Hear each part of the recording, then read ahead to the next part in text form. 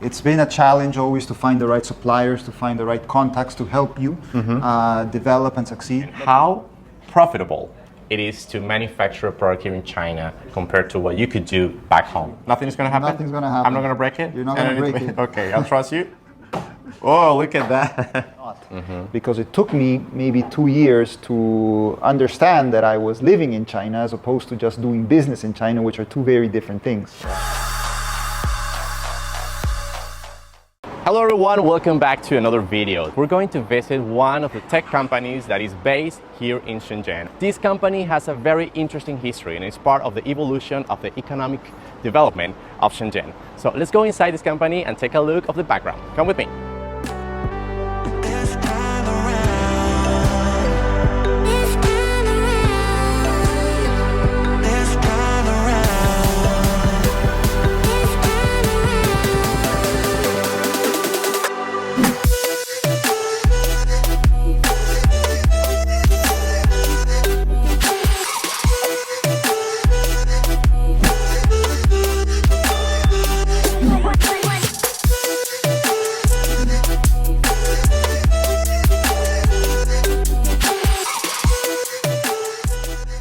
Nestor, thank you so much for your time and welcoming us in your company. Can you share a little bit about the profile of your company? What do you guys do in this place? So we are Shenzhen MicroSource Electronics. We've been here since 2014 in Shenzhen, China. Our parent company is actually from Peru in South America. Right. We have more than 35 years experience in the IT industry as main distributors of all types of technology products, including laptops, PCs, tablets, printers, etc. We have established our company to develop our own brands. My father and my uncle, who established our main company, always had the vision of coming to China to develop our own brands. Okay. Back then it was a very different environment, but in the last decade, of course, new opportunities have developed, and one of those opportunities was to make our own factory.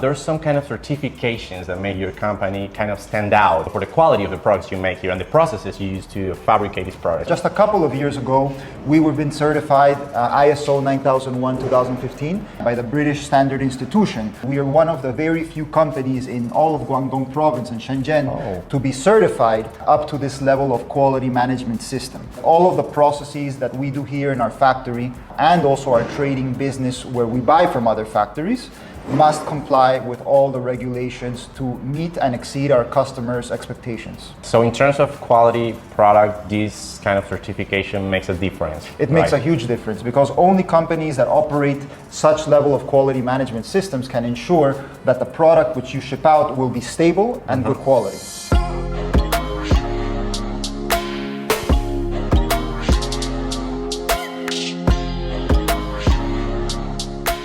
Estamos ahora con don Carlos Berreondo, él es el CFO de la compañía. Y don Carlos, ¿cuándo fue la primera vez que usted vino a China? Y cuénteme un poco de la impresión de cómo era China en aquel entonces. Los años pasan muy rápido. La primera vez que yo vine a China fue en el año 1996. Obviamente es una ciudad hoy totalmente diferente.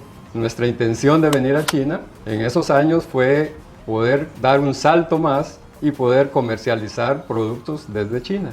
Al principio pues no teníamos toda la experiencia.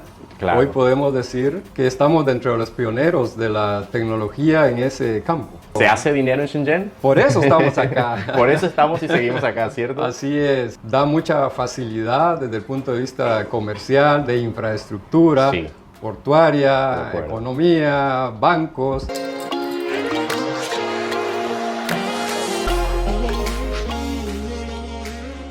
An entrepreneur and as a company, can you share a little bit of the challenges or maybe the most difficult part here in Shenzhen? It's been a challenge always to find the right suppliers, to find the right contacts to help you develop and succeed. But the good part also is that Shenzhen is a place where if you do find the right contacts and the right suppliers, the right partners, they will also introduce you to good people. But you have to know which are the right questions to ask and which people to contact. We have to use suppliers who comply with all the standards and regulations and who work to the same level that we work.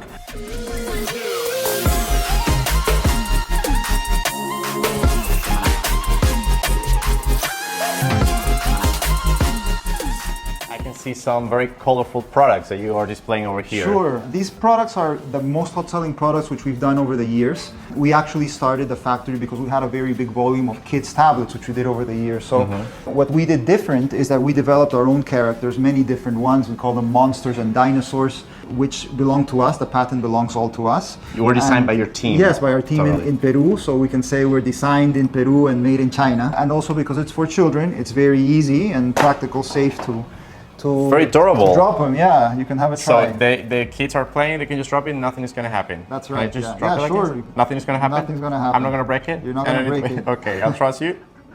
Oh, look at that.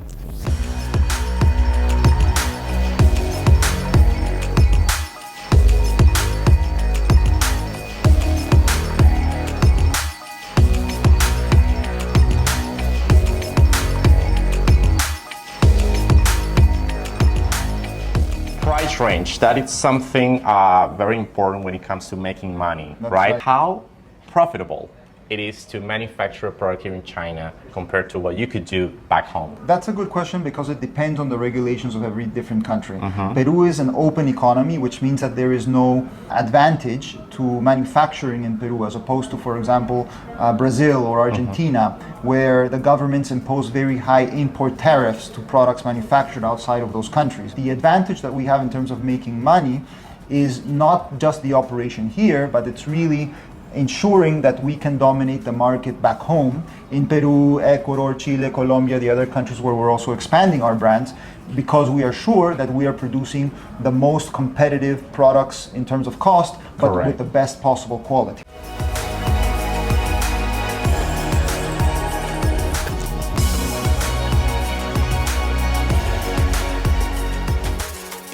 Very important part of ensuring quality is to design quality from the beginning, which is something different that other factories maybe don't do.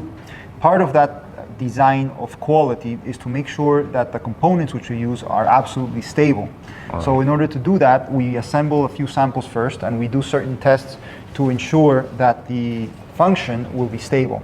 So that's what we're doing here. We're running a few tests on the different tablets and noting their different percentages and their values, and the end result will look almost something like this. So we will test, let's say, 20 tablets, each one of them 20 times to get 400 data points and get their averages, their variations. That's a lot of data. And it's a lot of data that we Right. have to do.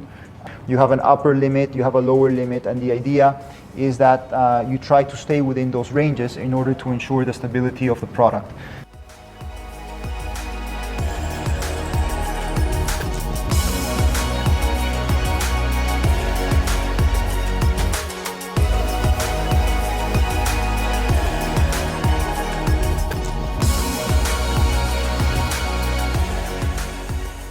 Tell me a little bit more about how you perceived the evolution of making business here in China. When we first came here to China, I think a lot of people were still hesitant to come or just wanting to know what specifically Shenzhen was about.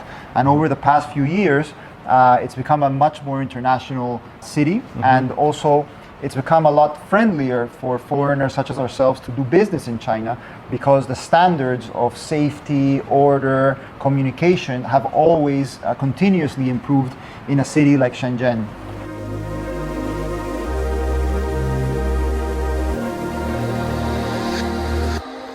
So as you can see, our factory is fully Kaizen 5S, which is a standard, a Japanese standard of order where everything must be labeled, classified, stored. Part of the regulation, which also falls into the Kaizen classification of safety, is this room where we are entering now, which is the battery storage room. And this is a very simple room, basic room, but it has concrete walls on its side. It has an air conditioner. These are some 24/7, requirements, and right? this is a requirement of the Shenzhen government to ensure safety of products produced with batteries. So every single battery which is here is adequately labeled, stored. We record on a daily basis, even hourly basis, what is the temperature and the conditions every day must be of every monitored. day. Yeah. And this is a safety regulation that the Shenzhen government asks for in order to make sure there are no accidents in the storage of lithium-ion batteries.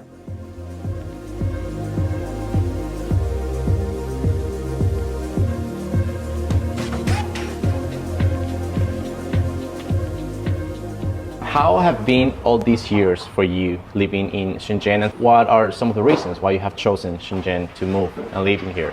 Our drive was always to develop our own personal brand, and so for that, China was always the destination for me.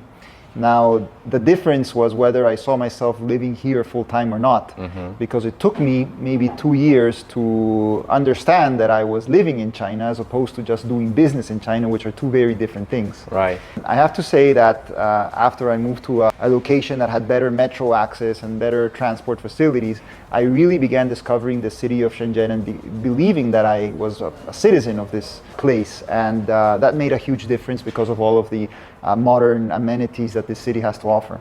Will you choose Shenzhen one more time if you have the chance to go back in time? Definitely yes, definitely yes. I think Shenzhen is one of the cities that has the most robust and dynamic business environment. It's also an incredibly healthy city to live in terms of developing good habits. Almost every other person, foreigner I meet is learning a new language, of course Chinese, maybe another language such as Spanish, dancing, doing sports. Professionals here are always looking for ways to improve. It's a really vibrant city to be a part of.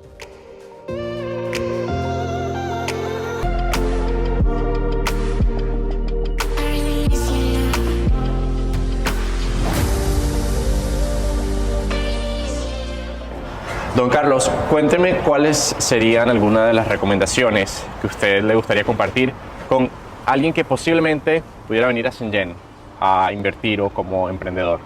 Algo muy importante es que cualquier persona que quiera emprender algún negocio nuevo debe planificar muy bien las actividades que va a desarrollar. Lo más importante es planificar y emprender, hacerlo, actuar, que es lo más importante acá. Cierto. ¿Qué expectativas tiene usted para el futuro? Como en todas épocas en la vida, es una curva, ascendentes y descendentes, pero hay muchas oportunidades. La verdad, siempre se está abierto a nivel mundial a hacer cambios. Y ante todo, hay que estar siempre haciendo esos cambios y actuando para el beneficio de todos, de la comunidad en general, ¿no? Sí, adaptarse, siempre adaptarse a los cambios. Now, the same questions for you, Nestor. Can you give us some recommendations for future entrepreneurs who might come to Shenzhen? I would recommend any entrepreneurs who come to Shenzhen to seek other people who have come here before them and to learn from their experiences. Right. What would be also the expectations that you may have for you as a person living here in Shenzhen and for your company in the future? Well, as a person, I really enjoy living here because we continue to develop personally in terms of health, body, mind, spirit. As I said, this is a very healthy place to live, so I look forward to being here many more years. Right. And for our company, we hope to develop our own brands, Advanced Enteros, in South America and Latin America for many years to come in many different ways. And we also want to help other companies develop their own brands, so that they can have the dream of having a very cost-competitive product at the best possible quality. That is our reason of living here, and we seek to serve those people. Right, very nice expectations, and for us it's been a big pleasure being here today sharing with you. And I want to say thank you so much for opening the doors of your company and let us come here and share all these testimonies about your history. It's been great, and I wish you all the best in the future. Thank you so much. Thank you. Nestor, for your time. Mr. Carlos, thanks a lot for opening the doors of your company. All the best for you in the upcoming years, and I hope to see you next time then. Sure. Thank you.